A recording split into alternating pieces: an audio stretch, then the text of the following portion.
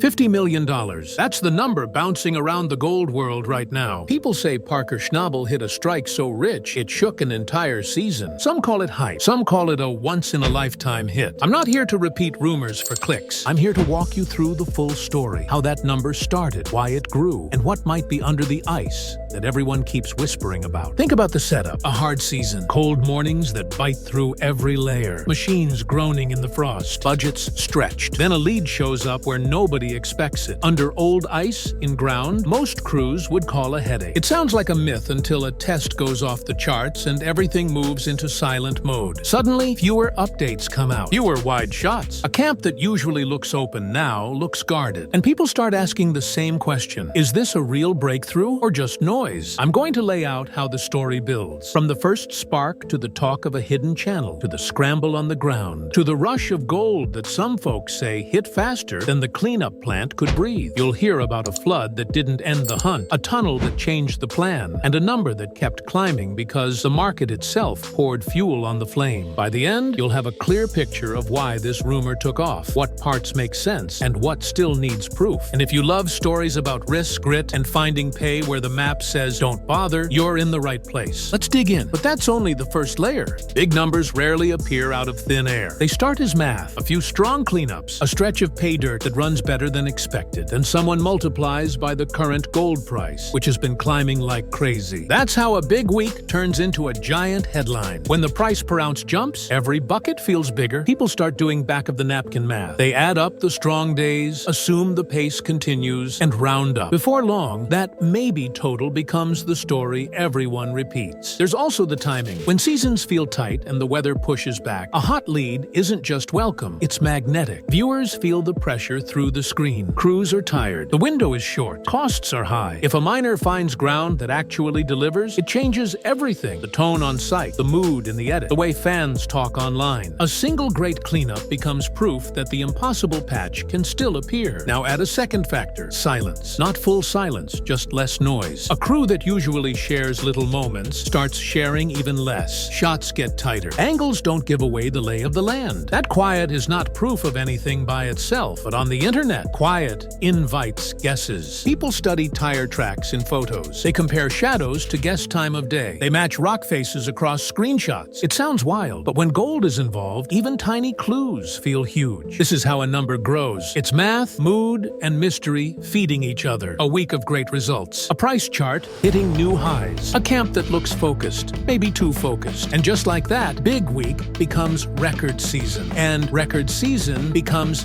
50 million. Is it possible? With the right ground, the right setup, and the right price, huge totals can add up fast. But a headline is not a scale. We still need the core of the story. Where does the gold come from? And how did the crew find it? For that, we head into the cold. Picture a morning in Alaska that feels wrong in a way you can't quite name. Frost hangs so thick it blurs the mountains. Air is still. Even the birds sound like they're holding their breath. On the valley floor, the test drill hums like a heartbeat under the ice. Boots pick up the vibration. It travels through the ground and into your bones. It's not loud, but it's constant. It feels like the land is warning you to pay attention. A trail of excavator tracks snakes along the ridge. Fresh snow is already softening the edges, trying to erase the path before the day even starts. Down in the valley, the crew checks gauges and fuel like it's any other shift. But it's not. Today, every move matters. There's talk of a core sample that read off the charts. No one says the number out loud, not because of superstition, because numbers change behavior. If the test is real, the race begins. The plan is simple and risky. Ease into the ice, not with blind confidence, but with control. Swap the standard bit for a coring head built to bite hard material. Lower slow. Listen to the tone of the tool. The sound of metal through frozen gravel is sharp. You can tell when it hits clean rock, when it chews through packed sand, and when it drops into something new. Today, the tone goes deeper, longer, almost like it's bouncing off a hollow space below. That's the moment everything tightens. The crew adjusts. No rush, no hero moves. The core comes up like a relic. Frost smokes off the surface as warm air kisses the cylinder. The split reveals quartz shot through with metal, not dust, not barely there. Thick lines that shine even in weak light. The kind of look that says, in plain language, this is worth a closer look. From here, the day speeds up. More samples, more checks, more care. The drill marks out the edges of a shape that doesn't make sense on a normal map. A channel, possibly old, possibly wide, buried under a skin of of hard ice. If that channel fed the rivers back when the world looked different, then every valley downstream could be holding crumbs from this very spot. That thought alone is enough to change a season. But a thought isn't gold. The crew needs dirt through the plant, and to do that, they need a way in. That's where the secret work starts. When ground looks dangerous, most crews wait. They file, they plan, they call in extra surveys. Sometimes that's the right move, but sometimes the window is too small, the weather too harsh, the opportunity too fragile. In this story, the plan goes quiet. Fewer people, fewer devices that can leak location data. The focus shifts to the basics: geology, history, and the shortest path to a test run that means something. There are modern scans that pick up dense reflections under the ice. There are hand-drawn maps from long ago that hint at a big strike that vanished after a slide. Put those two together and you get a target that isn't obvious to casual eyes. It sits where rock shifts, where water once moved fast, where the ground is stubborn. Not the best place for heavy gear, not a place to make mistakes. Logistics kick in fast. Fuel moves in, lights go up, backup parts arrive on skids. Everything is set to run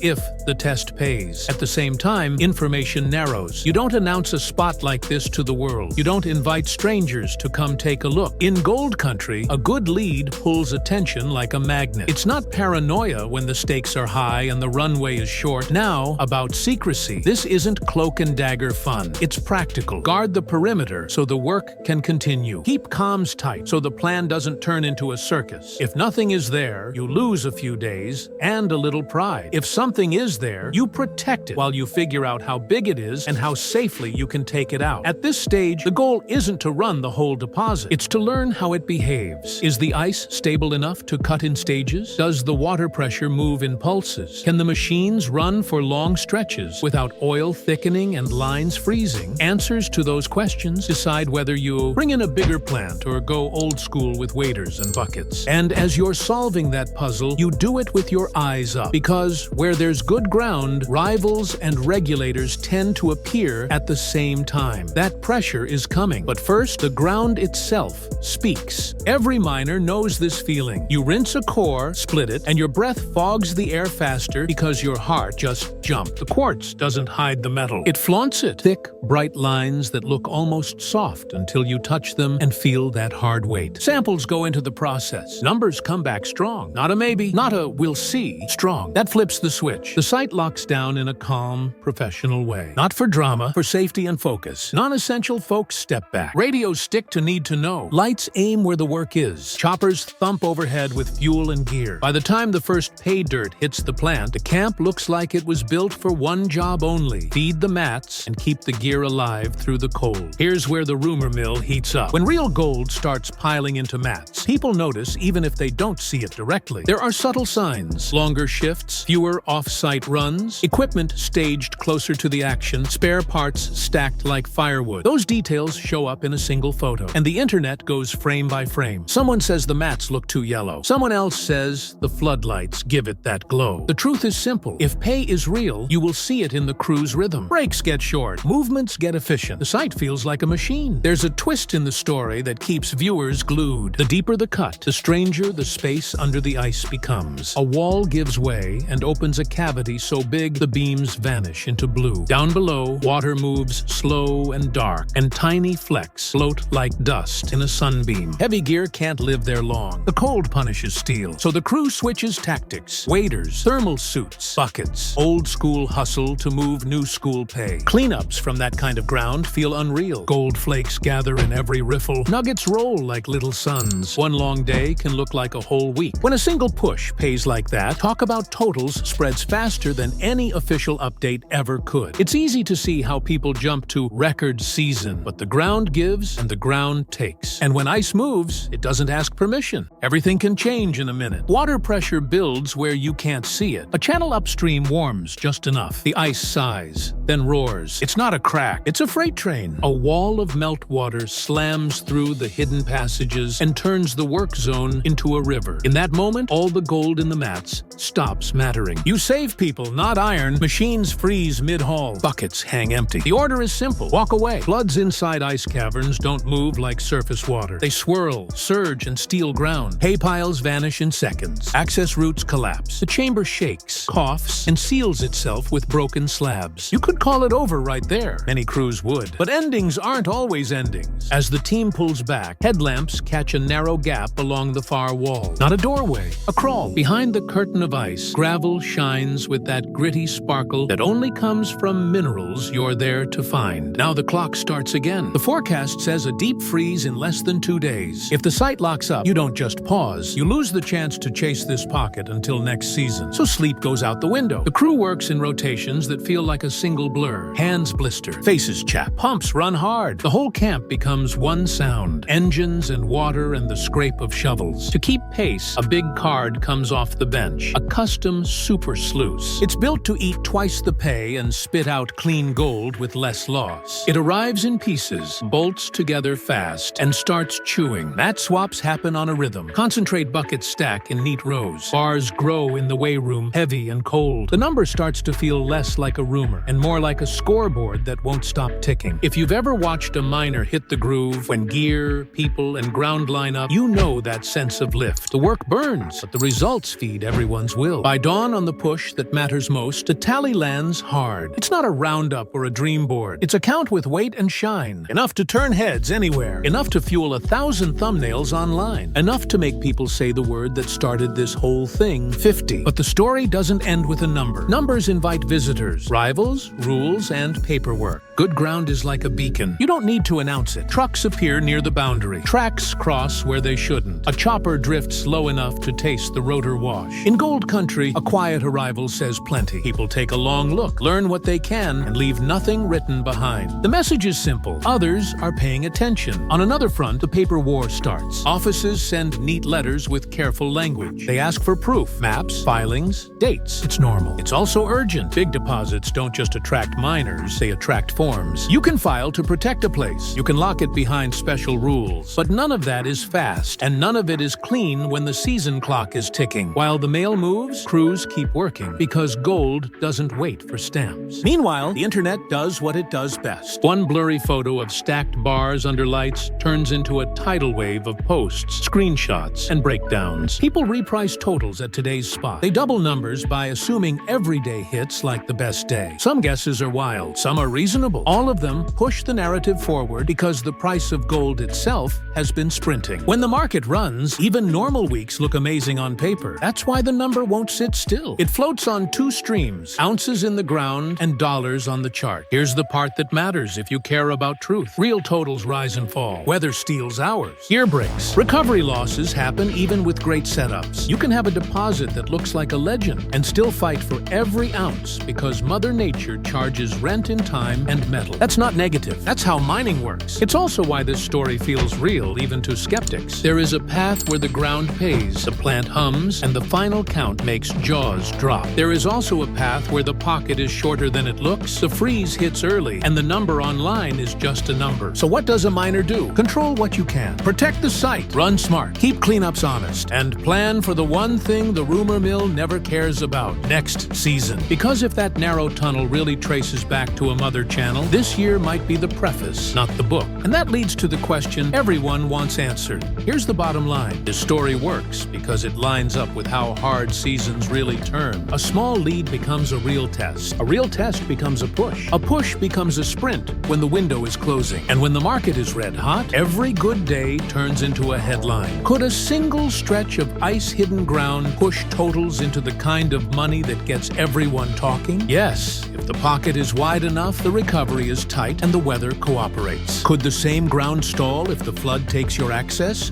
and the freeze slams the door? Also, yes. What matters most is simple. The ground doesn't care about rumor. It rewards good plans, clean operations, and crews that can pivot fast. In this case, the pivot was everything. When heavy gear struggled, the team went hands-on. When the flood hit, the team stepped back before it turned dangerous. When the tunnel opened, the team moved with speed and care, not panic. That's the difference between a lucky week and a real season. Discipline in the middle of chaos. If you're here for the legend, I get it. The idea of a hidden glacier vein feeding pockets bigger than anything we've seen is the kind of thing that keeps people up at night. If you're here for the facts, I get that too. Totals that count need scales, not thumbnails. Both sides can be true at once. You can respect the mystery and still demand receipts until the final season number locks. The only honest position is curiosity with a backbone. own. So here's what I'll do for you on this channel. I'll track the signals that matter. How often the mats come off, how the cleanups trend, how the operation shifts as the cold sets in, and what the next pass of ground looks like when the team goes back. I'll keep the language clear, the pacing quick, and the hype in check. When proof lands, you'll see it here with context, not just a headline. And now, I want your take. Do you think that narrow tunnel is the edge of a bigger channel? Or was it a one-season miracle that the flood revealed and then tried to hide again? Do you buy the 50 million idea when you factor in the market? Or do you think the internet stretched a great run into a legend? Drop your theory below. I read the comments, and I'll feature the smartest ones in the next breakdown. If you enjoyed this deep dive and you want more real talk about gold, strategy, and the moments that turn a season upside down, subscribe to Gold Era 2.0 right now. Ring the bell so you don't miss what comes next. When new totals drop or when a new map points to the next pocket, I'll be there with a fresh breakdown so you hear it first, not secondhand. Thanks for watching, stay sharp, and I'll see you in the next one.